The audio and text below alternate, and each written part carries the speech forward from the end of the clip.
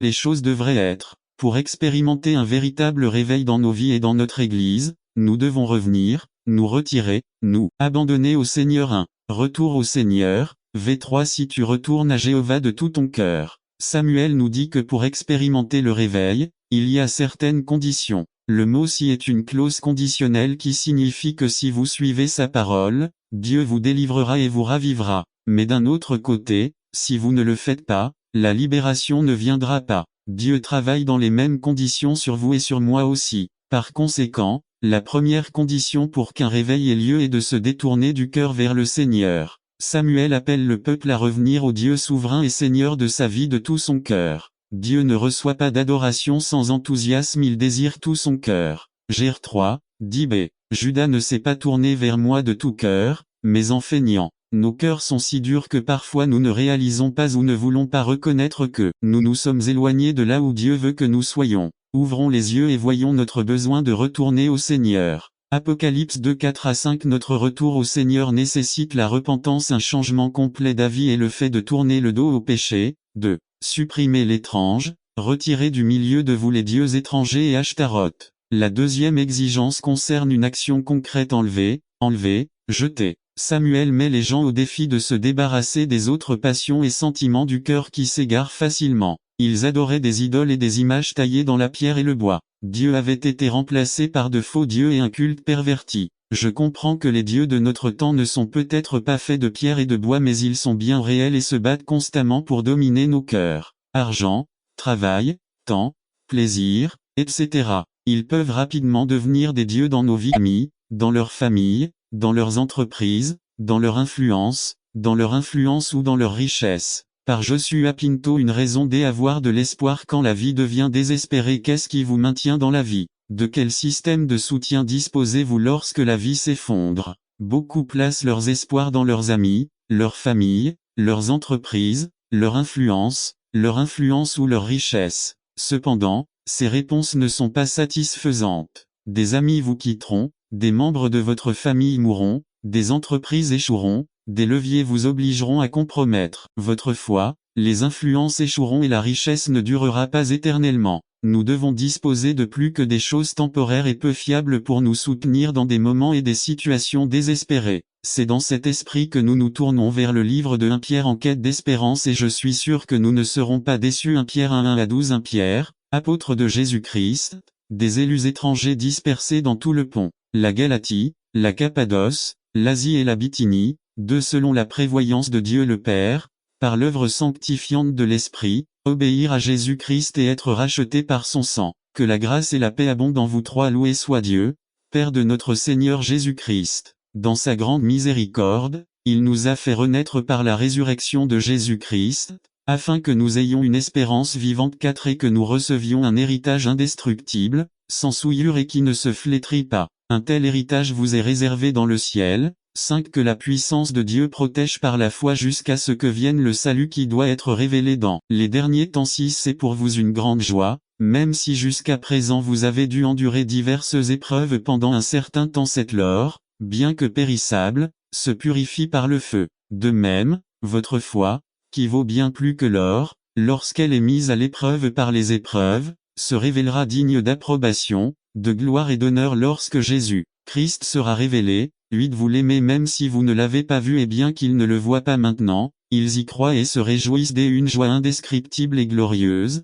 9. Car ils atteignent le but de leur foi, qui est leur salut. 10. Les prophètes, qui ont annoncé la grâce qui vous était réservée, ont étudié et observé ce salut. 11. Ils voulaient savoir à quelle époque et à quelles circonstances faisait référence l'Esprit du Christ, qui était en eux, lorsqu'ils témoignaient auparavant des souffrances du Christ et de la gloire qui viendrait après elles. 12. Il leur fut révélé qu'ils ne se servaient pas eux-mêmes, mais qu'ils vous servaient. Ils parlèrent des choses qui leur ont été annoncées maintenant par ceux qui leur ont prêché l'Évangile par le Saint-Esprit envoyé du ciel. Même les anges même aspirent à contempler ces choses. Nive aujourd'hui, je veux partager ce qui nous permet de continuer, ce qui nous soutient dans les moments et les situations désespérées, et c'est l'espoir. Il y a une raison d'espérer. N'attendez pas qu'il soit trop tard. Devenez membre de la chaîne Today et bénéficiez de réconfort et de soutien dans les moments difficiles. Cliquez sur le lien dans la description de la vidéo.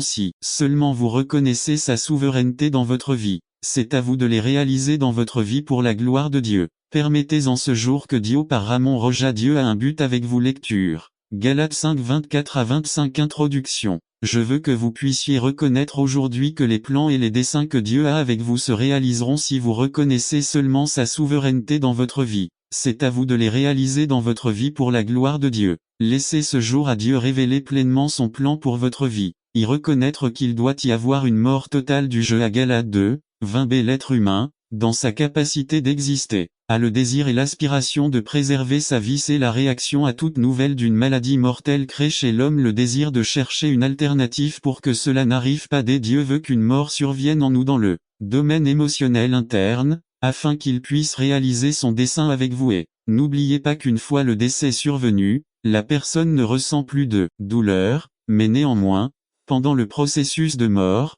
elle ressent une douleur qui augmente à tout moment. Par conséquent, notre jeu, ma volonté doit mourir, et bien que le processus soit douloureux, une fois accompli, nous pourrons accomplir la volonté parfaite de Dieu dans nos vies. Dieu est un Dieu de but. À Deutéronome 6, 23b. Pour tout, vous devez reconnaître que Dieu a un temps d'attente parfaite avant d'accomplir son dessein pour votre vie. C'est le peuple d'Israël a passé 400 ans en captivité avant de voir l'accomplissement du dessein de Dieu à son égard. Genèse 15-13d. Nous devons également reconnaître que Dieu a le moment idéal pour mettre le moi à mort et ainsi avoir le contrôle total de votre vie. Nombre 32-13-2. Deutéronome 8-2 à 3. N'attendez pas qu'il soit trop tard. Devenez membre de la chaîne Today et bénéficiez de réconfort et de soutien dans les moments difficiles. Cliquez sur le lien dans la description de la vidéo. Mardi 9 avril 2024. Page 1. Nous devons enfin reconnaître que Dieu a le moment idéal pour vous accorder une victoire totale afin que son dessein envers vous puisse être complètement accompli. Deutéronome 6 23 à 25. Dieu est un Dieu jaloux. N'oubliez pas que votre volonté n'est pas celle qui doit prévaloir mais la volonté de Dieu. Jésus était notre plus grand exemple.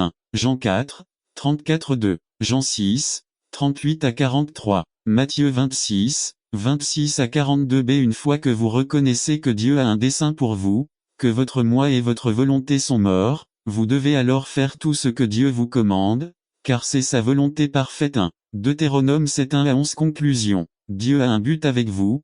Tout d'abord, son plan principal pour votre vie est que vous le reconnaissiez comme Seigneur et Sauveur personnel de votre vie. Romains 10 8 à 10. Deuxièmement, pour que les desseins de Dieu se réalisent dans votre vie, il doit y avoir aujourd'hui une tombe. Votre soi, votre volonté et avec elle vos désirs doivent mourir. Tombes ont été volées et nombre de ces riches terres sont aujourd'hui en ruine. De combien d'entre nous souvenons-nous aujourd'hui avec de bons souvenirs de leurs grands édifices ou de leurs richesses? Ainsi, nous voyons dans ces écritures que l'héritage des justes prévaut. Cela clarifiera tout. L'auteur de ces écritures ne disait pas que nous ne pouvons laisser aucun héritage, ou que laisser un héritage est insensé. Au contraire, nous devons essayer de laisser un héritage solide et durable. Mais n'attendez pas qu'il soit trop tard. Devenez membre de la chaîne Today et bénéficiez de réconfort et de soutien dans les moments difficiles. Cliquez sur le lien dans la description de la vidéo. Mardi 9 avril 2024. Page 1. Cet héritage peut-il être? L'Écriture nous enseigne ce qui durera dans ce monde et dans l'autre. Exemple: Abraham a laissé un héritage de foi qui a influencé ses descendants et qui nous aide encore aujourd'hui. L'héritage du roi David n'était pas ses richesses, son royaume ou sa grande ville mais la grande fidélité qui a donné une lignée à notre Messie. Plusieurs apôtres ont perdu richesse et influence, par exemple Matthieu, Paul, mais ont contribué à créer un héritage qui, 2000 ans plus tard, est toujours mondial. Certains peuvent encore se demander pourquoi un héritage de bonnes œuvres vaut-il plus qu'un héritage de richesse ou de pouvoir. Même les bonnes œuvres et les actions justes ne seront-elles pas oubliées, surtout si nous les accomplissons en secret, comme nous l'enseigne la Bible. Dans Matthieu 6 19 à 20, Jésus nous a appris à conserver nos trésors dans le ciel. Paul a également enseigné dans 2 Timothée 4 qu'après avoir combattu le bon combat, nous avons une couronne de justice que Dieu nous présentera. Il est donc très clair que si nous voulons laisser un héritage durable, nous devons laisser un héritage de justice. Faites-vous cela avec la vie que vous vivez. Si vous mourrez aujourd'hui, comment votre famille, vos amis, vos voisins et vos collègues se souviendront-ils de vous? Que penseront-ils lorsqu'ils iront à vos funérailles et entendront les frères dire que vous étiez un bon chrétien, fidèle à son Église et au Seigneur? Seront-ils surpris? Conclusion: que comptez-vous laisser à vos enfants? Un peu d'argent, une maison qui a besoin de travaux, ou peut-être une maison pleine de choses qu'ils vendront dans un vide-grenier. Vous pouvez leur laisser le souvenir de la bonne doctrine qu'ils ont apprise de vous et des principes bibliques qu'ils ont appris en regardant comment vous avez vécu votre vie. Personne ne sait quand sera le dernier jour de leur vie. C'est pourquoi nous devons vivre chaque jour de manière à aider les autres à se souvenir de nous pour le merveilleux cadeau que nous leur avons fait, la bonne nouvelle de Jésus qu'ils ont entendu de nous et qui était évidente dans ce que nous avons fait de nos vies.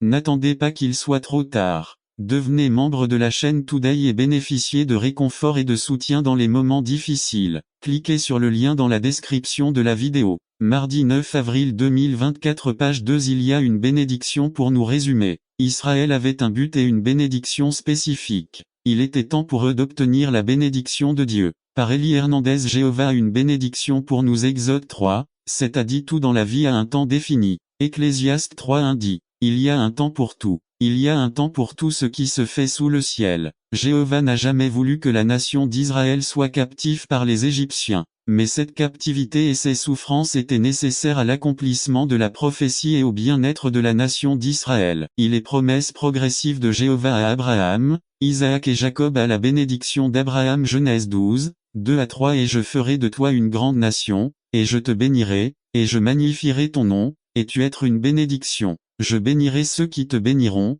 et je maudirai ceux qui te maudiront, et toutes les familles de la terre seront bénies en toi. Genèse 22, 16-18. Et dit: j'ai juré par moi-même, dit l'Éternel, que parce que tu as fait cela et que tu ne m'as pas refusé ton fils unique, je te bénirai sûrement, et je multiplierai ta descendance comme les étoiles du ciel et comme le sable qui est au bord de la mer, et vos descendants posséderont les portes de leurs ennemis. En ta postérité, toutes les nations de la terre seront bénies, parce que tu as obéi à ma voix. B. La bénédiction d'Isaac. Genèse 26, 24. Et l'Éternel lui apparut cette nuit-là, et lui dit: je suis le Dieu d'Abraham ton père. N'aie pas peur, car je suis avec toi, je te bénirai et je multiplierai ta descendance à cause d'Abraham, mon serviteur. Ces bénédictions de Jacob. Genèse 27, 28-29. Que Dieu vous donne donc la rosée du ciel, et la graisse de la terre, et du froment et du mou en abondance. Les peuples te servent, et les nations se prosternent devant toi. Soyez le maître de vos frères, et que les fils de votre mère s'inclinent devant vous. Maudits soient ceux qui vous maudissent, et bénis soient ceux qui vous bénissent. Genèse 28, 13-15. Et voici, l'Éternel était au-dessus, qui dit: je suis l'Éternel, le Dieu d'Abraham ton père, et le Dieu d'Isaac. Je donnerai à toi et à ta descendance le pays sur lequel tu reposes. Ta descendance sera comme la poussière de la terre, et tu t'étendras à l'ouest, à l'est, au nord et au midi, et toutes les familles de la terre seront bénies en toi et en ta postérité. Voici, je suis avec toi, et je te garderai partout où tu iras, et je te ramènerai dans ce pays, car je ne te quitterai pas avant d'avoir fait ce que je t'ai dit. 2. Le processus de Jéhovah. Contexte historique d'Israël. La terre était temporaire. Nat de son désespoir, il s'est mis à chercher le bas sous les couvertures, et d'un moment à l'autre sa femme s'est réveillée. Elle a eu peur et, assise sur le lit, a dit: qu'est-ce qui se passe? Et il répondit et dit: oh, tu n'as pas mangé mon bas. Peu importe la chose ou le péché que nous avons commis, tôt ou tard, cela sera révélé. La question n'est pas de savoir si cela sera révélé ou non. La question est: quand sortira-t-il? La décision vous appartient, vous voulez réagir. N'attendez pas qu'il soit trop tard. Devenez membre de la chaîne Today et bénéficiez de réconfort et de soutien dans les moments difficiles. Cliquez sur le lien dans la description. Le livre à la prostitution en se détournant de Jéhovah. Osée 1, de quel verset étrange. Ce fut le début de la fin pour Israël, les 10 tribus du Nord. À la mort de Salomon, Israël entra dans la guerre civile. Le royaume du Sud, Juda, a continué à adorer Jéhovah sous le fils de Salomon, tandis que le royaume du Nord, Israël, s'est rebellé non seulement contre les impôts, mais aussi contre leur créateur, culminant dans le culte de Molech avec le sacrifice de ses enfants. Lorsque le roi Menahem accéda au trône en 752 avant JC, il jura une alliance non pas avec Dieu mais avec l'Assyrie et ses dieux. Il a conduit le peuple à toutes sortes d'occultisme et de satanisme avec ses horreurs. C'est au milieu de cette situation qu'arrive un homme envoyé par Dieu, un prophète, qui doit conduire le peuple à la véritable adoration du Dieu de Moïse. Rappelez-vous que les Israélites n'avaient aucun désir d'adorer un Dieu qui leur enlèverait tous les plaisirs de la journée. Ainsi, le péché en Israël a continué à augmenter. Lorsque survient la mort d'Osée, le royaume du Nord est complètement détruit. Au chaos qui règne dans le pays, Osée est aggravé par le désastre dans sa maison. Leur mariage fut un échec total. J'imagine une fois, dans sa jeunesse, Osée avait rencontré une belle jeune femme nommée Gomé. Des rumeurs circulaient déjà selon lesquelles elle avait plusieurs amants, mais Osée était amoureux et quelque temps plus tard ils se sont mariés. 3 enfants sont nés dans cette maison avant que la tragédie ne survienne. Gomé ne pouvait pas rester à la maison et a commencé à flirter avec d'autres hommes et s'est vite retrouvée profondément impliquée avec eux. Elle a continué à glisser de plus en plus, jusqu'à devenir une femme de la rue. Il avait depuis longtemps quitté Osée et les garçons. Gomé ne tarde pas à se retrouver esclave, vendue d'un homme à un autre. Chaque fois qu'elle est vendue, elle vaut moins et sa beauté a disparu et maintenant son corps est malade. Mais Osée ne cesse jamais de l'aimer. Il cherche partout, essayant de la retrouver. Peu importe ce qu'elle a fait, elle est toujours la bonne. N'attendez pas qu'il soit trop tard. Devenez membre de la chaîne Today et bénéficiez de réconfort et de soutien dans les moments difficiles. Cliquez sur le lien dans la description de la vidéo. Mardi 9 avril 2024 page 1 le plus aimé par Osée. Quel beau portrait de l'amour de Dieu pour nous et du prix du péché. L'adultère de Gomé l'avait transformée d'une belle dame en une femme peu attrayante, c'est-à-dire les cousins de Janel. Leur péché avait brisé le cœur d'Osée, notre péché aussi, non seulement nous tue mais brise le cœur de Dieu. Osée apprenait de première main des vérités éternelles sur la nature du péché et la nature du peuple d'Israël. Israël avait joué le rôle d'une prostituée, abandonnant l'amour de Dieu.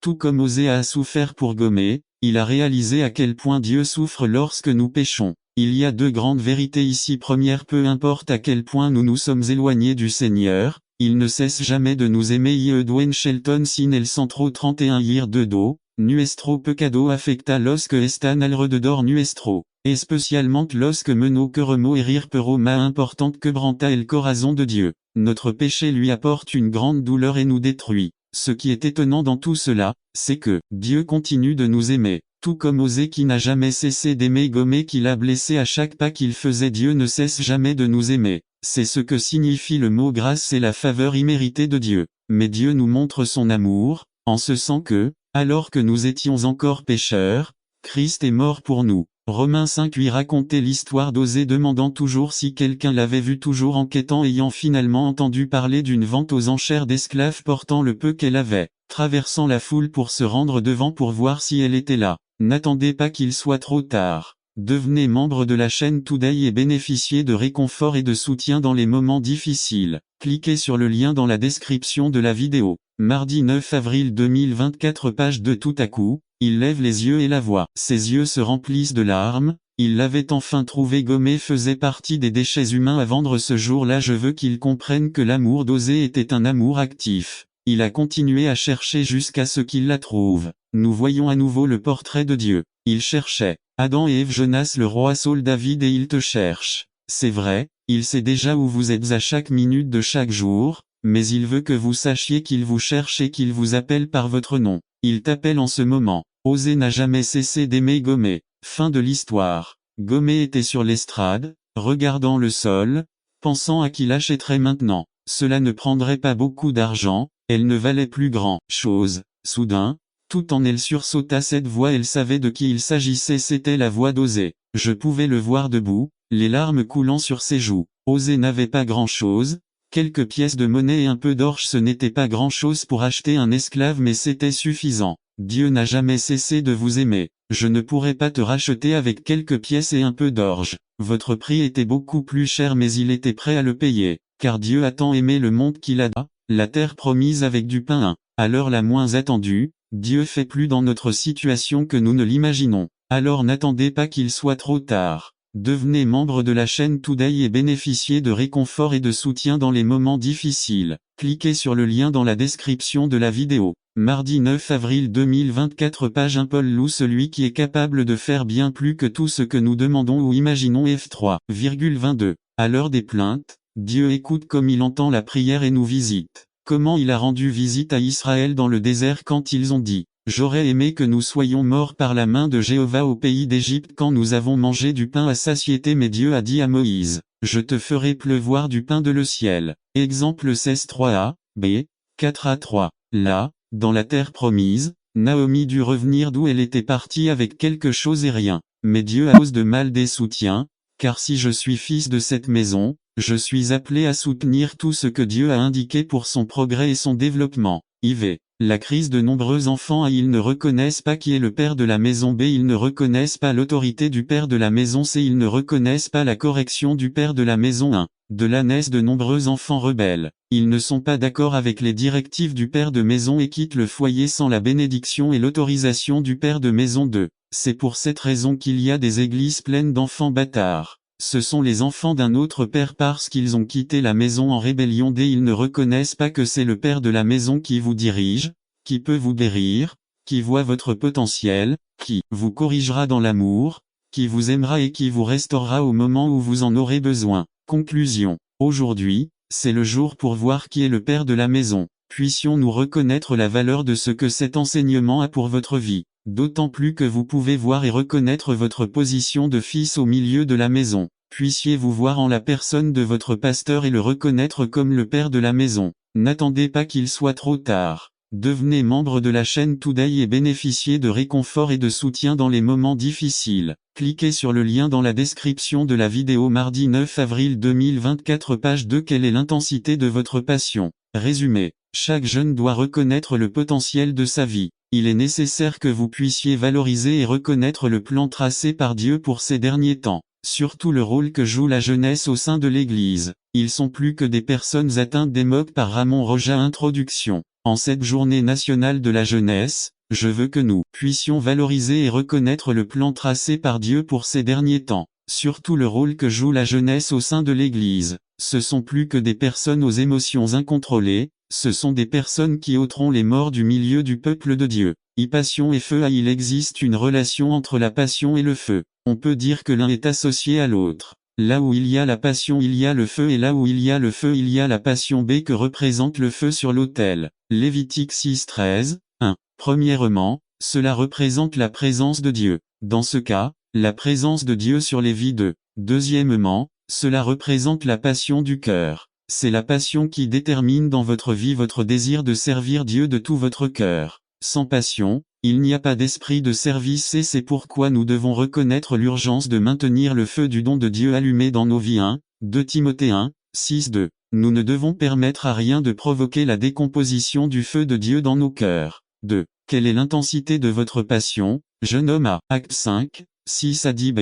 Nous sommes au préambule d'un grand réveil de Dieu pour le monde C. Mais quel rôle jouez-vous, jeune homme, dans ce réveil? 1. Dieu vous choisit pour que vous commenciez à manifester de la transparence dans votre vie, et non une simple apparence. 2. Dieu vous choisit pour que vous commenciez à éliminer tous les mensonges de votre vie et à vivre dans la vérité. 3. Dieu vous choisit pour être son instrument au milieu de son plan et sa majesté en soumettant son être à un corps humain, mais il a vécu avec l'homme. Non seulement il a partagé ses misères, ses chagrins, sa pauvreté et ses souffrances, mais il s'est humilié jusqu'au bout et jusqu'à mourir sur une croix. Sa mort, plus qu'héroïque, est sans précédent. Il n'y a aucun moyen de comprendre comment Dieu, si grand et si puissant, si saint et si pur, voudrait donner sa vie pour l'homme mauvais et indigne qui ne l'a jamais cherché, le juste pour les injustes. Cet événement a tellement ébranlé le ciel qu'il est devenu sombre et a fait trembler la terre à tel point que même certains morts sont sortis de leur tombe. Car par ce sacrifice l'homme est libéré des chaînes du péché, la mort et son aiguillon sont engloutis.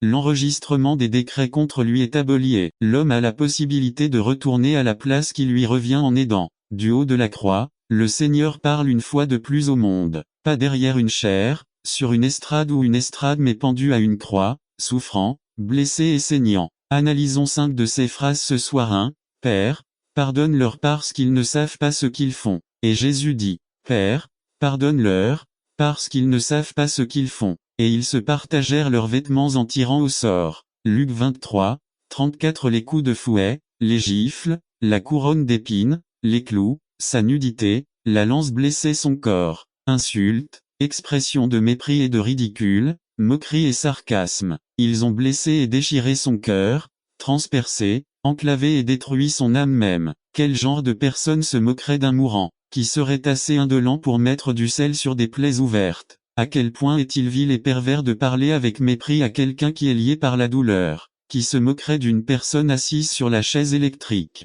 ou qui pointerait du doigt et se moquerait d'un criminel qui a la corde de potence autour du cou. Jacques dit que la langue est comme le feu, qui, dans de telles circonstances, est capable non seulement de pardonner mais aussi de demander pardon pour eux. Nous avons tous, à un certain moment, fait l'expérience des calomnies, des moqueries, des insultes, du mépris, qui détruisent l'âme. 4. Mon Dieu, pourquoi m'as-tu abandonné vers la 9e heure? Jésus s'écria d'une voix forte en disant, Élie, Élie, lama sabachthani. C'est, mon Dieu, pourquoi m'as-tu abandonné? Matthieu 27:46. La 9e heure équivalait à 15 heures. Jésus avait été crucifié à la 3e heure ou 9 heures de l'après-midi. N'attendez pas qu'il soit trop tard. Devenez membre de la chaîne Today et bénéficiez de réconfort et de soutien dans les moments difficiles. Cliquez sur le lien dans la description de la vidéo. Mardi 9 avril 2024, page 1. Demain. Lorsque le Christ prononça ces paroles, il était déjà crucifié depuis 6 heures.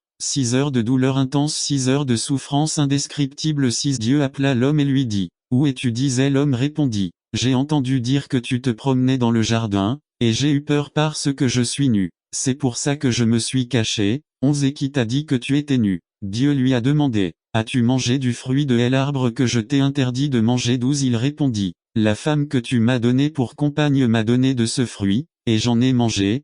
13. Alors le Seigneur Dieu demanda à la femme, qu'as-tu fait? Le serpent m'a trompé et j'ai mangé, répondit-elle. Nous avons tout entendu ce célèbre dicton. Tout se révèle et pour illustrer cette grande vérité, je veux partager avec vous quelque chose de curieux qui est arrivé à un jeune couple. Ce jeune couple était sur le point de se marier. Le marié, quelque peu nerveux, a parlé à son père et lui a dit, « Papa, j'ai peur de me marier. » « Pourquoi, mon fils ?» dit le pape. « Vous savez que mes pieds sentent très mauvais et ce sera très douloureux lorsque ma femme le découvrira. Ne t'inquiète pas pour ça mon fils, juste au moment où tu vas dormir, laisse tes chaussettes et elle ne remarquera jamais la mauvaise odeur, tout ira bien. » Pendant ce temps, la mariée, parlant à sa mère, lui dit, « Maman, je m'inquiète pour le mariage, car j'ai très mauvaise haleine le matin et ce sera très embarrassant quand mon mari l'apprendra. » La mère a répondu et a dit, « Ne t'inquiète pas, chérie, tout ce que vous avez à faire c'est, dès que vous vous réveillez, ne dites pas un seul mot, levez-vous simplement et brossez-vous la bouche, il ne remarquera jamais votre mauvaise haleine, tout ira bien. » Le mariage a eu lieu et tout s'est bien passé. Pendant les 6 premiers mois, le couple a pu garder intact ses secrets. Mais un matin à 5 heures du matin, le mari s'est réveillé et s'est rendu compte qu'un bas s'était détaché pendant qu'il dormait. Au milieu de son désespoir il s'est dit, situation ou problème, je dois aller vers elle, tout le monde parle d'elle mais personne ne lui parle, je vais lui parler alors, tout le monde la rejette mais je vais l'approcher, je vais lui demander de l'eau. 26. Jésus est arrivé au puits avant son arrivée et s'est assis près du puits pour l'attendre. Jésus vous attend. Quand tu es encore dans ton business, il t'attend. Tu aurais pu mourir dans ton business mais il continue de t'attendre. D'autres t'ont abandonné, il continue de t'attendre. On dirait que tu t'es débarrassé de beaucoup de choses par chance mais ce n'était pas de la chance, c'est qu'il t'attend. 27. Il y a la Samaritaine, frustrée, éloignée de tout, déprimée, qui ne veut pas être dérangée et il y a Jésus prêt à la guérir. Me voici pour vous donner de l'eau qui étanche la soif d'acceptation, d'amour, de respect et de dignité qui tu as tant cherché. Tu as cherché dans des citernes brisées et tu as encore soif, ils ne t'ont pas rassasié. Prends une gorgée de moi, de mon eau vive et tu n'auras plus jamais soif. Une seule chose je dois affronter toi avec la vérité. 28. La Samaritaine demande de l'eau naturelle, ses yeux ont toujours les yeux bandés sans comprendre le spirituel et alors Jésus explique son état, tu veux cette eau aussi, tu parles au grand je suis, Seigneur des seigneurs et roi des rois. Versets 17 à 18. C'est pourquoi nous ne pouvons pas venir à l'église et être hypocrites parce qu'il y a des choses qu'il peut mettre en lumière sur nous qui nous amèneraient à nous prosterner en implorant le pardon et la miséricorde de Dieu. Touchez quelqu'un sur l'épaule et dites-lui je sais ce que vous attendez mais je ne vais pas vous le dire et vous ne me le dites pas. 30.